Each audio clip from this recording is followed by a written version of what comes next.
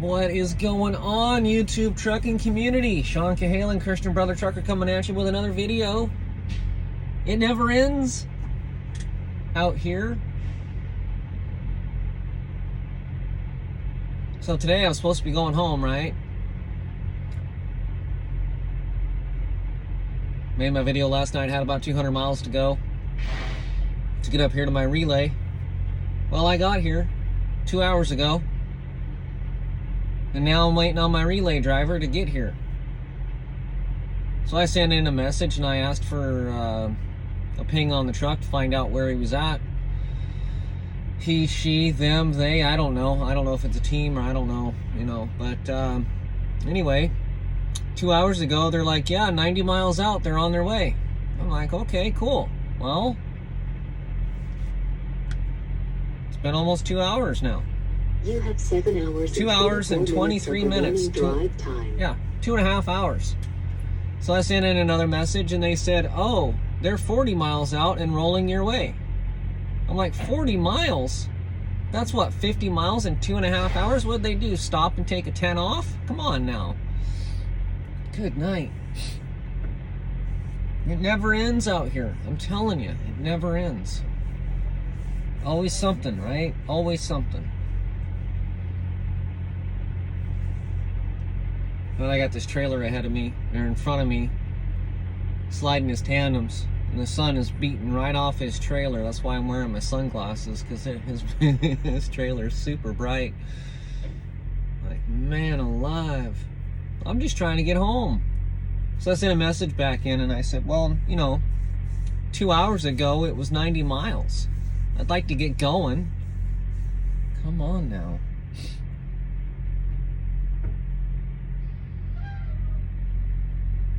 This is the woes of being a company driver. You got a lot of stuff you got to put up with. You got to have really thick skin, you know. This is called paying your dues, you know, because I got out of trucking and then I got back into it, and I knew that I was going to have to spend about 1.5 to 2 years paying my dues as a company driver, being a Toby. Shut up, do what you're told. Do what the box tells you to do. And once you go on and become a company lease operator or an independent lease operator or whatever the case may be, go get your own authority, start calling your own shots, start booking your own loads. It is just really hard to come back to being a company driver. Having other people in control of absolutely every decision that you make, and tying your hands behind your back, and all the time. So, like, you know, if I was a independent owner operator, I could just deadhead home. I can just go out or out and go home if I wanted to. I'd be paying my own fuel bill.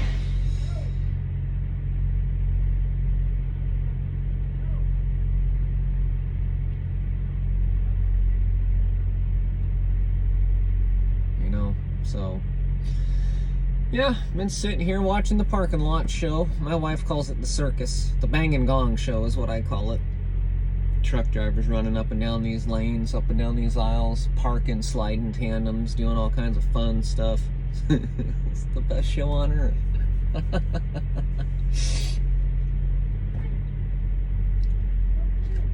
Oh.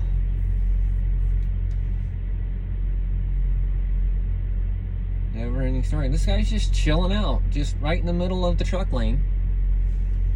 I don't know what he's doing. Looks like he's trying to slide his tandems, trying to figure out his weight. Maybe he's on the phone trying to figure out, how much do I slide my tandems?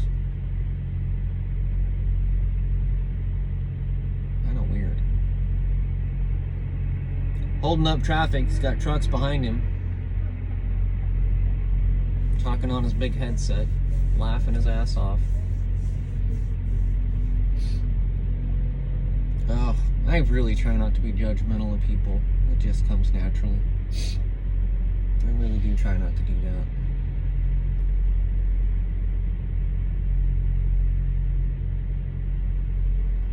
that. I think people have their head shoved up their butt too much to think about other drivers around them. I mean, because, you know, if I had to pull out, or this guy next to me had to pull out, or this guy over here had to pull out, none of us can pull out because this dude is just sitting here in the middle of this lane sliding his tandems. I'll show you. Yeah, just hanging out, sliding his tandems, doing whatever he's doing, right? And I got truck over here. I think he's getting ready to pull out, or maybe not. I don't know. Oops. Oh, there he goes. Now he's moving. He's been there for like 10 minutes. Crazy. Yeah, that's right. Get rolling. Move out of the way.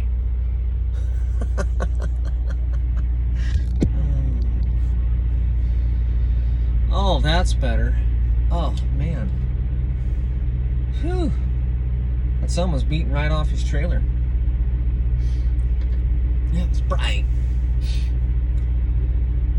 Oh, anyway, what do I want to talk about today? What do I want to talk about? Follow your dreams. You know, trucking's tough. You gotta have thick skin. But you need to follow your dreams.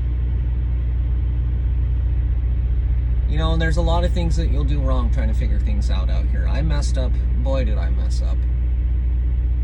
I messed up several times. I did everything wrong. I didn't know anything, but I thought I knew absolutely everything. I thought I had, like, my determination and my willingness to just do. I don't know. What do they call that? Naivety and optimism.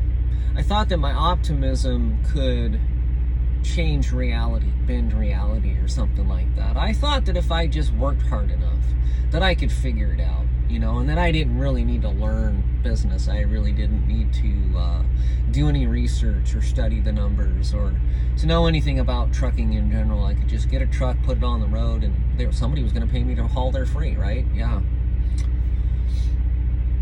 You know, you can just go get a truck, pay to put it on the road, and yeah, you will haul freight. But the operating and the running the numbers and everything else, you need to understand business. You need to have a business mindset, not a consumer mindset. And there's a whole world of difference between just driving the truck, holding the steering wheel, and actually operating a business. And a lot of the problems are kind of brought on by these big, huge lease companies where they just put you into a truck and they say, oh, it's a turnkey business. You just drive the truck down the road. No. You know, if you're detached from the numbers and you don't know your numbers, you don't know your cost per mile, you don't know your line haul revenue, you don't know your expenses, and you don't know everything about your numbers, how do you take your pulse? How do you take your temperature? How do you know how well you're doing?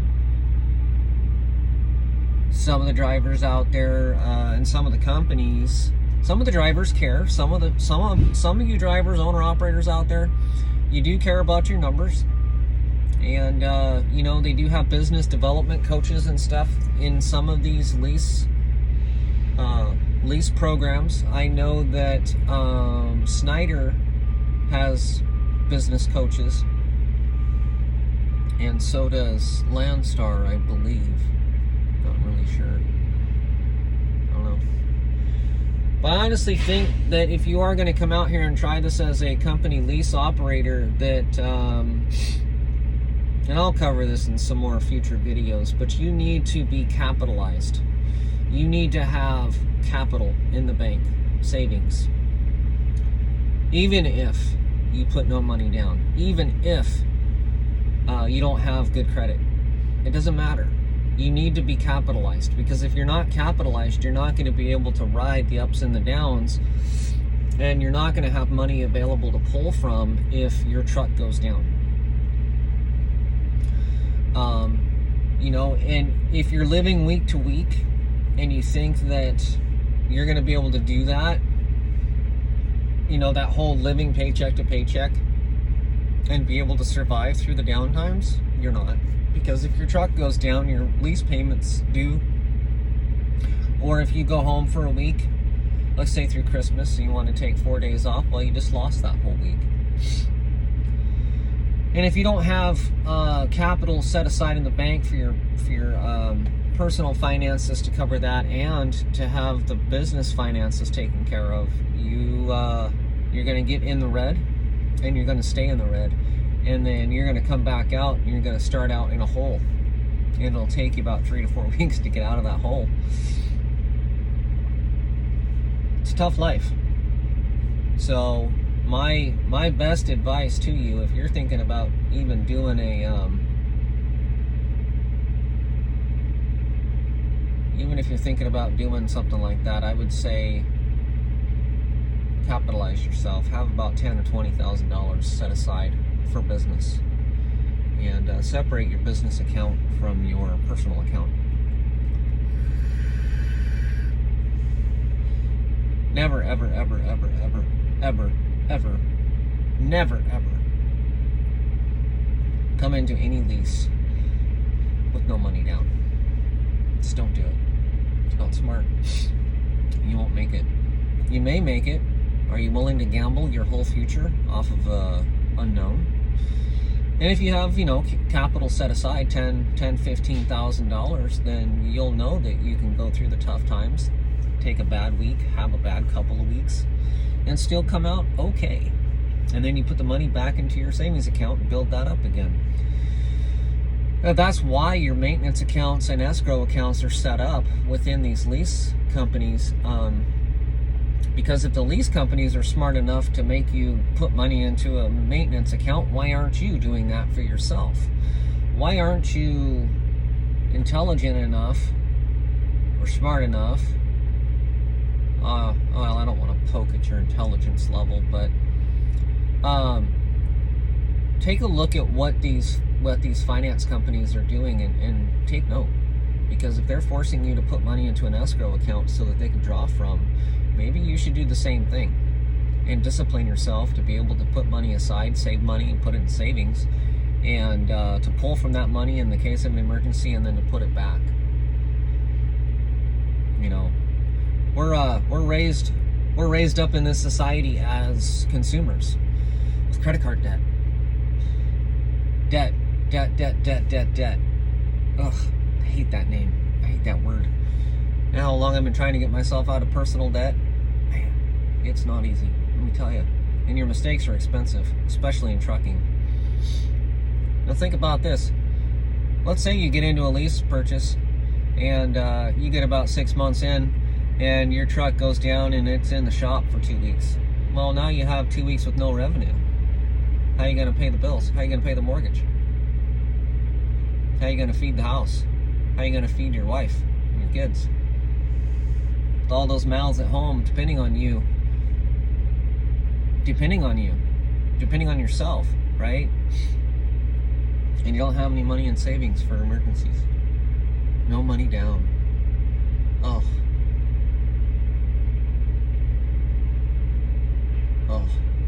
no money down. Yeah, don't put any money down. You don't have any money in savings? Oh, that's fine. Come on over here and jump in this truck and drive it down the road. You know why they do that? They do that because they want to make it easy. But the reason why they do that mainly is because they're making money off of you, especially in these company lease programs. See, the way they do it is that, like, let's take Schneider for example. Schneider Financial is a third party, but they're owned by Schneider. That's the main company that owns them. So one business does the leasing, and trust me, they make a ton of money off these trucks in leasing. If you think that that you're the beneficiary of something awesome because you go and you lease a truck and you're purchasing a truck and you own that truck at the end, trust me when I say that Schneider is making way more money than you are. So it's their asset. You're leasing it, and they're charging you like some ungodly amount of finance charges. It's like, I think I did the math one time. It was like 20 to 25% APR over the life of the loan, and it's not considered a loan, right? Because it's called a lease. But believe it or not, it's a loan because you're leasing a portion of the value of the truck. Do some research on the side. and find out what leasing is. So in leasing, if you have a $150,000 truck, what you're doing is you're going to have a buyout at the end, which means that you're not financing the whole amount. You're only financing $100,000 over 3 years. Do the math, add up the payments, and find out how much you pay for that $100,000. Because remember that you're going to have a $50,000 payoff at the end of this lease, right? At 3 years. So, yeah, just think about this kind of stuff before you sign the papers and before you jump into the truck. And trust me when I tell you that if you get into a truck and it's called walkaway, all that money that you're putting into the maintenance escrow account and the money that you're putting into this lease, what you lose if you walk away is everything that you've put into that truck. You don't get nothing. And they will actually charge things to you, to your account, like truck recovery fees, maintenance fees. They will recondition the truck and they will charge you for all of that. And then on top of that, if you're late on payments, they'll charge you late fees and so on and so forth. And so you do rack up a bill. Then what they'll do is they'll come after your maintenance account. They'll drain your maintenance account. So let's say that you have $15,000 saved in there. They're going to deplete that, gone. And you may get a check, you may not, at the end of the day. And trust me when I tell you, if your maintenance account is drained down to nothing, you don't have any money in there, and let's say you do abandon the truck, let's say that you do have damages on the truck that needs to be fixed, they're going to fix it and they're going to send you a bill, and if you don't pay it, they're going to send it to collections. And if it goes to collections, guess what, boys and girls? It's going to go on your credit as a collection. I've had that happen. I've lived that. I've had them put it on my credit, and it was a walkaway lease. Oh yes, it was. Don't be naive and don't be deceived by the flash and the lies and the deception when they tell you that it's a walkaway lease. The only thing that means is that you can turn the truck in and you can walk away. That does not mean that you are not financially responsible for the reconditioning of that truck and any late fees that you're going to have to pay. They will make you reconcile what you owe them. It's a financial agreement. Don't think that you can just walk away owing them 20 grand and they're just going to go, oh yeah, don't worry about it. Yeah, we'll just eat that. Yeah, that's fine. No problems. We'll just write that off. No, it doesn't work that way. Just so you know that if you do owe them, $5,000, $10,000, $20,000, whatever the amount is, they're going to come after you. Yep, they will. And they'll put it on your collections, on your credit report. Guaranteed. I've had it happen. I've had to pay them off. I think my amount was only like $1,400 or something like that, and I actually settled with them a little bit later on. But I mean, don't think that that's a common occurrence. I did have to settle out with them, and they did put it on my credit report. So, yeah, be smart. Think ahead. Plan in advance, And if you come out of driving school and you go to work for a company and the first thing they want to do is shove you into a lease truck, don't do it. Please don't do it. For the love of all that is holy, do not do that. Work for the company for a year. I'm opposed to a lot of different things, but if you're going to try it out and you're going to halfway even think about succeeding, have $20,000 in the bank before you lease a truck to cover your home expenses and to pull from if you have to, because remember, you're going to go into the red if your truck goes down. Okay, so your truck goes into the red and you come back out on the road and you run for a week. Remember, you're in the red. You're not going to get a settlement. You're going to get a negative settlement. Okay, so if you get a negative settlement, what does that mean? That means that you don't get a paycheck. That means that you don't have any money coming into your account to cover your mortgage, to cover your groceries, to buy mama shoes, and all of that. So, do not go into a lease uncapitalized. Just don't do it. Don't do it, don't do it, don't do it. I can't say enough. Don't do it. And don't go into it blind. without any experience, any truck driving experience, at least know how to drive the truck. At least know how to deal with these shippers, where to go, how to navigate, all of that. I came out of truck driving, I didn't go to truck driving school, but my first OTR job, I came off the trainer's truck because I had to go on a short-term training thing where I did like 2 runs from Salt Lake City over to North Carolina and back. So I did 2 trips. Well, when I got back, I decided to go into a lease purchase. Worst decision I ever made because I didn't know what I was doing. I didn't have a clue. I was late on loads. I had to go into New York City. I didn't have a clue, and I was always sitting because when you're late on loads, your dispatch priority drops because you're high risk, right? So next thing you know, you won't be getting loads and your fleet manager's mad at you because you're out there messing stuff up. He knows that he can't trust you and he can't put high priority loads on you and you're not going to be running. Those are expensive lessons to learn, my friends. Don't do it. Don't do it. Get a year and a half with a good solid company. You know, right now these companies are paying 55 cents a mile starting out just to drive a box truck. Just to drive one of these. I'm making 61 or 62 cents right now a mile. And I'm doing 2,800 to 3,000 miles a week, 3,200 miles a week. So my paychecks are pretty fat. I'm pretty happy. But again, the things that I complain about is those complaints are because, you know, like I said, once you go owner-operator and you try to come back and be a company operator or a company driver, it's rough. It's really hard to not be in control of the things that you would like to have control over, you know. So, if you can't go and buy a truck cash outright, and you're gonna do a lease as a stepping stone in your career, save up 20 grand. I'm gonna say that. That's my number, $20,000. If you can't save up $20,000,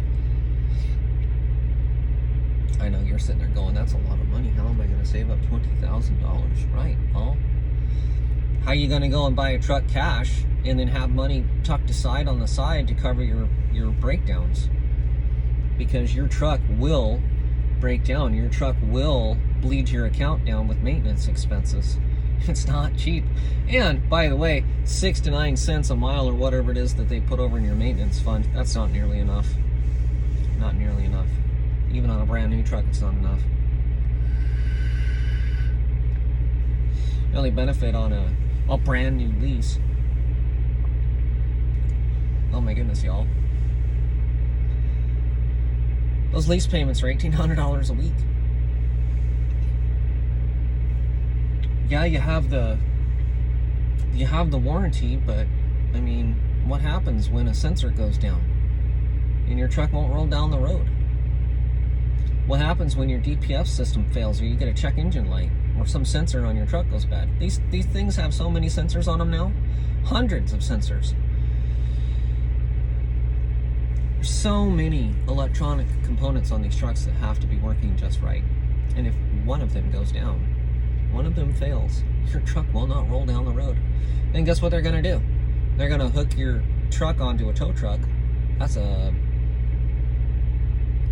$1,000 to $5,000 bill right there. Gone. There goes your maintenance expenses, your maintenance fund. All in one tow hook. Took that guy maybe, what, 2 hours to tow you to a facility to get your truck fixed? $1,000 to $5,000. Gone. Bye-bye. That fast. And if you run super singles, Prime Inc., super singles, okay? Let's play this scenario out, shall we? Driving down the road, tire blows out, boom! You have to stop, now, immediately, off to the side of the road. If you don't, you're gonna damage the rim. And with super singles, you you pray that you don't damage that rim, because if you damage that rim, I don't know how much those things cost, but those super single wide rims, wheels, they've got to be $1,200, $1,500 to replace, and that's not covered on anything. That comes out of your maintenance fund. So a wheel and a tire together, you care to venture a guess on how much that would cost? A brand new Michelin on a brand new wheel? Oh, plus the service cost for the emergency roadside service guy to come out and fix your truck. Well, I can tell you how much one of those super singles costs. I'd say it's about $1,200. Yeah. We're talking big bucks, man.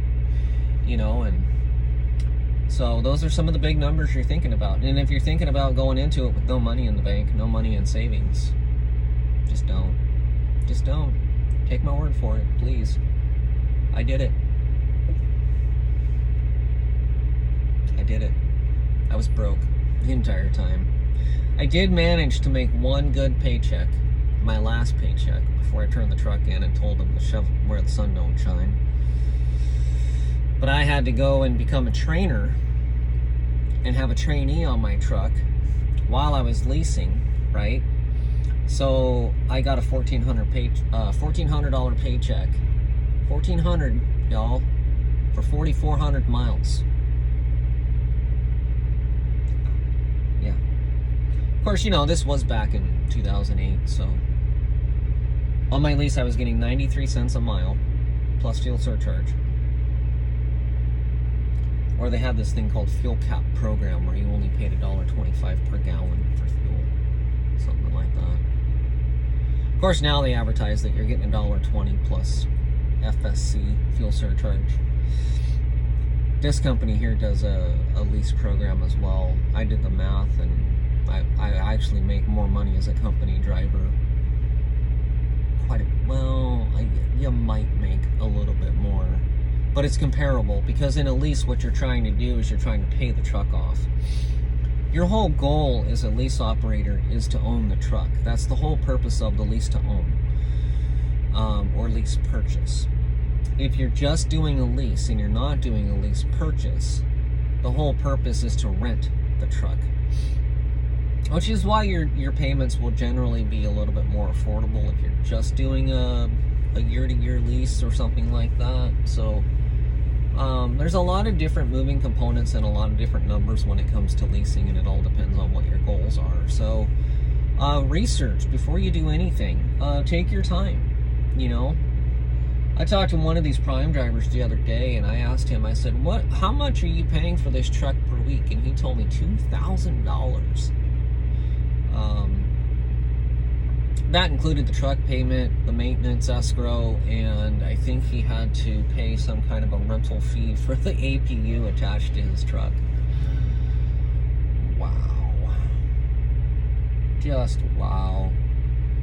The guy wasn't, you know, he didn't have bills at home, so he was able to make some money, and it was enough for him. So I was like, well, good on you. Good luck, bud. I hope you make it. I really do. I really do hope you guys make it if this is what you're doing. I don't think it's the best option. Yeah. I've thought about doing some of these different lease programs. I know I was looking at Snyder pretty closely, pretty hard. I was like, oh man, that looks good. I can run my own loads and I can make money, and I just have to figure out the tricks. Figure out the secret formula to the load boards, you know. Well, I know, as well as I'm sitting here, that these trucks, you never know what they're going to do. You never know how many times they're going to leave you stranded, how many times they're going to have to go into a shop to get these check engine lights fixed. You know, it's not like the good old days, back with the older mechanical engines, or the back in 2000 and the EGR, early EGR, before they came out with these DEF systems, a check engine light wasn't going to leave you on the side of the road. It wasn't going to shut the whole truck down. It wasn't going to derate you down to 5 miles an hour. Nowadays, a check engine light or a sensor goes bad, you're done, son. Yeah. Here comes the tow truck. Anyway, take your time. Stay as a company driver for a year, 2 years. Save up a bunch of money. Have about $10,000, $20,000 put away, set aside in the bank so that you can go through the rough times. Capitalize yourself. You know, when you talk to the banks and the lenders and everything else, they talk about being undercapitalized, and they will not lend to you if you're not capitalized. Well, why is that, Mr. Banker? Well, because you're at high risk. You have to understand risk. And if you don't understand risk and you don't know what you're doing, banks know that. Even subprime lenders and even private money lenders, hard money lenders. Talk to some of these lending people. Ask them questions, you know, and say, you know, why? Why won't you lend me money? What is it that makes me high risk? And they'll tell you, you're undercapitalized. You got no money. High risk. What are we going to do if the truck breaks? What are you going to do? Can you get yourself out of that pickle? Do you have enough money put aside to get yourself out of these holes? No? Okay, well, that's why we won't lend money to you. And if you're high risk to a bank, that should speak volumes to you. The only reason why these companies will lease the truck to you is because they hold all the power. So the risk is mitigated, but of course you're going to pay through the nose to help minimize that risk. And that's why they charge you so much, is because what they're doing is they're funneling money off to the side. And as a financial company, they're able to make that money off of you really fast. And so that's how they patch that big old bleeding hole of being undercapitalized, is they charge you a whole bunch of money. So that's how they do it. So, are you willing to pay an exorbitant amount of money to make up for that risk? And should you? Realistically? Logically? No. There are other ways of doing it. And, you know, if you follow me and you watch my channel, that's what I'm getting ready to do, is go after a pretty unique opportunity to go to work for a PCO over at Landstar and go learn the business side of things, learn how to run the numbers, learn how to run the truck as an owner-operator. And after a year and a half, I'm going to go and buy a truck outright cash, and I'm going to put some money into it, and I'm going to have a paid-off asset, because an asset that is not paid off is a liability. So learn the terminology, folks. Learn what an asset is. An asset makes you money. It has low risk. On a profit and loss statement, that truck should be making you profit. If it is not making you profit and it goes down into the red, it becomes a liability. So study business, study assets, study profit and loss. You drive down the road for 70 hours a week, listen to some ebooks on business.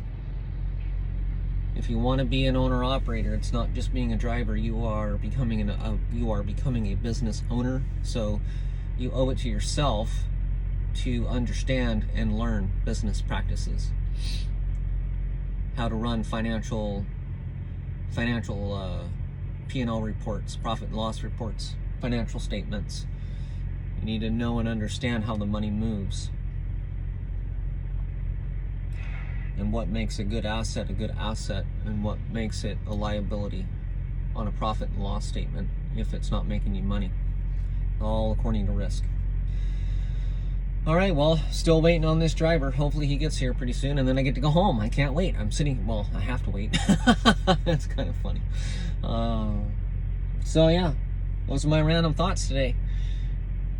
So please like and subscribe and share if you like this video and the content that I put out. And thanks for watching. Have a great day.